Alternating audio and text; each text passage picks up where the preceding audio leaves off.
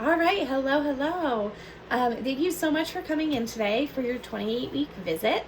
At 28 weeks is a time that we screen for gestational diabetes. So I wanted to dive in and offer information to you about gestational diabetes. Why do we test for it, or why do we screen for it? And what's the point of drinking that much sugar? What are the risks to the birthing person and baby? These are all questions that I'm going to cover for you today. So first, what is gestational diabetes? Gestational diabetes is something that some individuals develop when they are pregnant. It can be due to a big fluctuation in hormones, that the body becomes insulin resistant. And when you become insulin resistant, you have a hard time managing your sugars and processing your sugars. Due to this, you can create a sugary environment for the baby. And when the baby is in a sugary environment, there are risks that, back up. Babies that are in a sugary environment will likely, they do, start to gain water. And when they start to gain water weight, they become puffier and bigger, and they are usually larger at birth. And babies that are larger at birth have additional complications for the birth itself. So complications such as shoulder dystocia, when the shoulder gets stuck on the pubic bone, is a risk factor.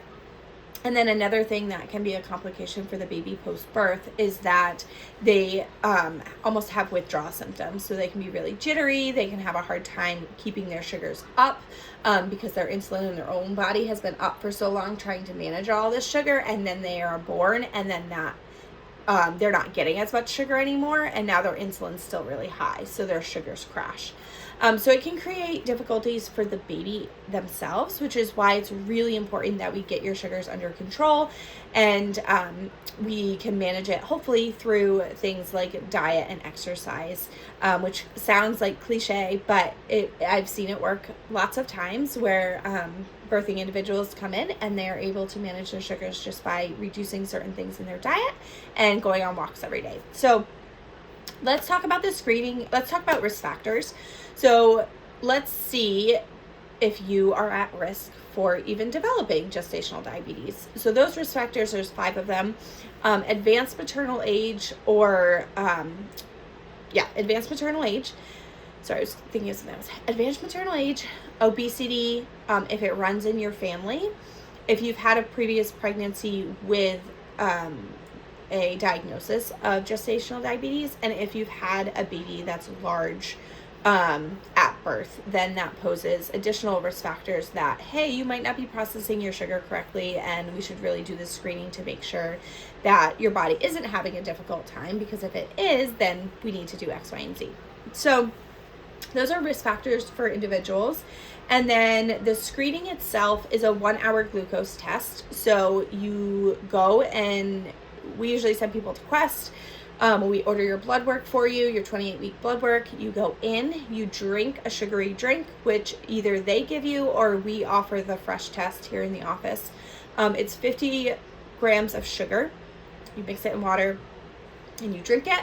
And then they mark what time you drank the drink. And then an hour later, they draw your blood to see how your body processed that sugar. They really don't want you walking around or moving a ton in that hour. They want you to kind of sit still and see what your body does and if it's having a hard time or not. So that is the actual test.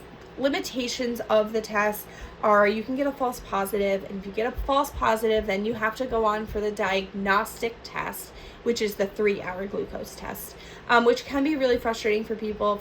If it truly was a false positive, then you have to go on, you have to drink more sugar, you have to spend more of your time doing this really frustrating test for some individuals. So that can be a limitation of the test itself. And then also another limitation is typically we only screen for this around 28 weeks. So for individuals that develop it after 28 weeks, it can be a missed GDM diagnosis.